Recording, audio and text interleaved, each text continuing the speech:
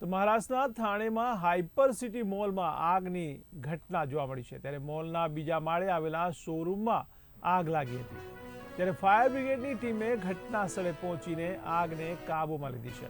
ત્યારે આગની આ ઘટનામાં એક શૂઝનો શોરૂમ બળીને ખાખ થયો છે। ત્યારે આગ કાબૂમાં લીધા બાદ ફાયરની ટીમે કુલિંગનું કામ શરૂ કર્યું છે। ત્યારે આગની ઘટનામાં સદનસીબે કોઈ જાનહાનિ થઈ નથી। તો મહત્વના સમાચાર કહી શકાય મહારાષ્ટ્રથી। ત્યારે મહારાષ્ટ્રમાં થાણેમાં હાઇપર સિટી મોલમાં આગની ઘટના બની। ત્યારે મોલના બીજા માળે આવેલા શોરૂમમાં આગ લાગી હતી। ત્યારે ફાયર બ્રિગેડની ટીમે ઘટના સ્થળે પહોંચી આગને કાબૂમાં લીધી છે। ત્યારે આગની આ ઘટનામાં શૂઝનો શોરૂમ બળીને ખાખ થયો છે।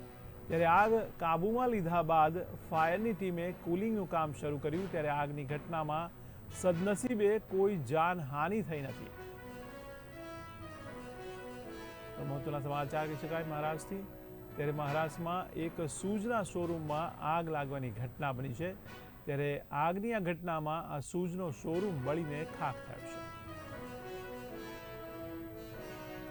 ત્યારે આગની ઘટનામાં સદનસીબે કોઈ જાનહાનિ થઈ નથી। ત્યારે આગને કાબૂમાં લીધા બાદ ફાયરની ટીમે હવે કુલિંગનું કામ શરૂ કર્યું છે।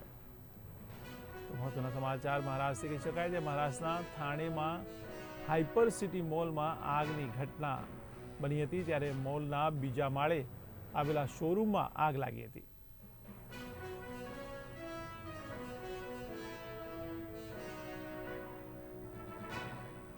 તો મુંબઈથી અમારા સંવાદદાતા સતીશ સોની ફોન લાઈનથી જોડાયા છે। જી સતીશ, અત્યારે હાલ ત્યાં કેવો માહોલ છે? મુંબઈ નજીક આવેલા થાણે જિલ્લામાં હાઇપર સિટી જે મુંબઈ થાણે અને ત્યાંથી નાસિક હાઈવેને અડીને જ આવેલો છે। ત્યાં આજે સવારે પહેલે માળે પુમા શૂઝનો શોરૂમ છે, તેમાં શોર્ટ સર્કિટને કારણે આગ લાગી હતી। આગ એટલી વિકરાળ બની ગઈ હતી કે તેને કારણે ફાયર બ્રિગેડના થાણે ઉપરાંત આજુબાજુના ફાયર ફાઇટર્સ પણ પહોંચ્યા હતા અને 3 કલાક બાદ આગ કાબુમાં આવી હતી। જોકે સદભાગ્યે સવારે 7 વાગે આગ લાગતા જાનહાનિ ટળી હતી અને ત્યાં 9 વાગ્યાથી તે મોલમાં તમામ શોરૂમ ચાલુ થઈ જાય છે અને કર્મચારીઓ અને અન્ય લોકો પણ પહોંચે છે। પહેલે માળે આવેલા શોરૂમ સંપૂર્ણપણે ભસ્મીભૂત થઈ ગયો હતો અને હાલમાં કુલિંગ ઓપરેશન ચાલે છે। એટલે આગ પર કાબુ મેળવી લેવાયો છે, પરંતુ તેમાં ક્યાંક અંદર કંઈક હોય તો તેની માટે કરીને ફાયર બ્રિગેડ પાણીનો મારો ચલાવી અને કુલિંગ ઓપરેશન હાથ ધરી રહ્યા છે। જયેશભાઈ જી, તો અત્યારે કેટલું નુકસાન થયું હશે એ કહી શકાય ખરા?